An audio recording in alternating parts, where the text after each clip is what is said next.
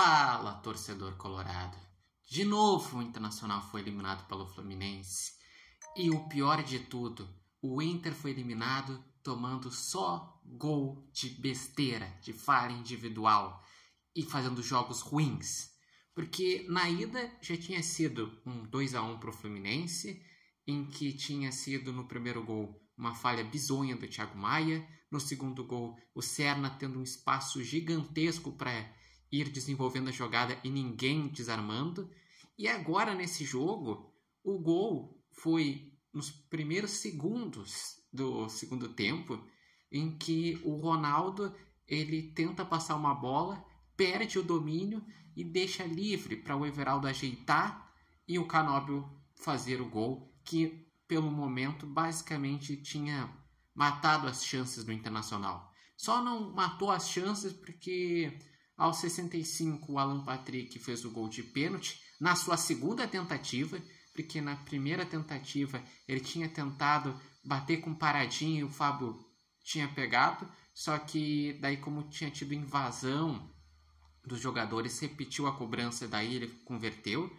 E de resto foi o Inter indo mais para o desespero, enfileirando atacantes, sem uma tática, sem uma consistência, do que um time realmente que foi lá, pressionou, construiu as jogadas, estava fazendo um bom jogo. Ah, foi o azar. Não foi azar.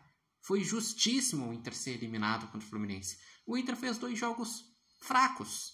Um bem ruim e um mediano que pelo menos lutou. Então é muito pouco para o Internacional. Porque, vamos pegar o exemplo, que além do Alan Patrick, quem ajuda nessa criação do Internacional? O Thiago Maia não ajudou na criação. O primeiro volante que o Inter tentou botar, primeiro, coitado do Richard, né, que ele ficou 14 minutos, daí teve o lance da concussão, e daí ele teve que sair, daí entrou o Ronaldo. O Internacional que, inclusive, estava com um azar em relação a lesões, porque também teve o Gabriel Mercado que saiu depois de 30 e poucos minutos do primeiro tempo, que tinha sentido a panturrilha. Daí no intervalo saiu o Carboneiro, ou seja, o que já estava difícil piorou.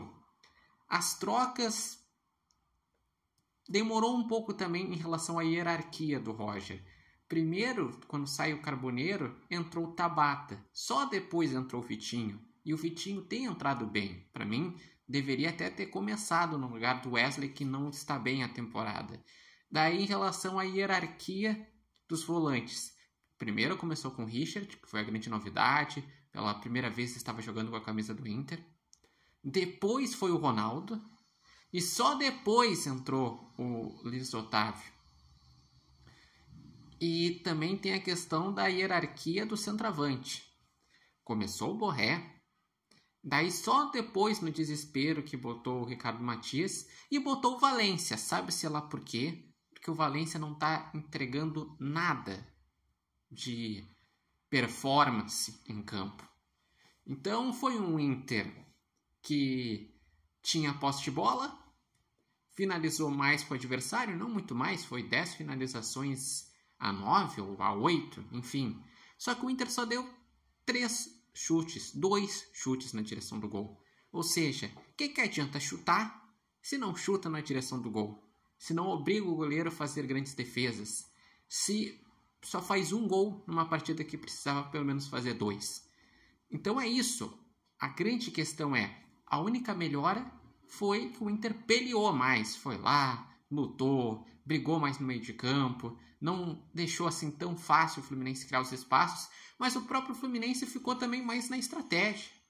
O Fluminense jogou com as linhas mais recuadas, especulando, dando a bola para o Inter, sabendo que o Inter tinha a responsabilidade de atacar, de fazer o gol, de tentar buscar o resultado.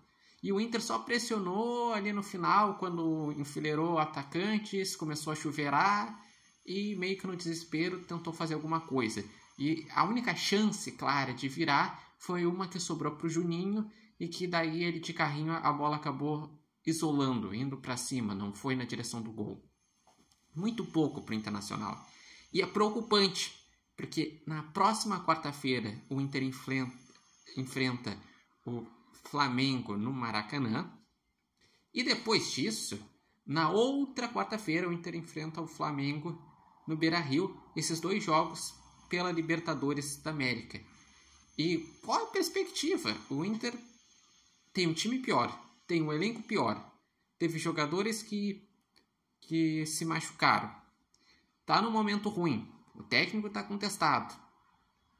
Basicamente vai ter que ser superação, vai ter que ser o elenco entender, olha, ou a gente se supera nesses 2 jogos contra o Flamengo, ou a temporada em relação à possibilidade de títulos acaba.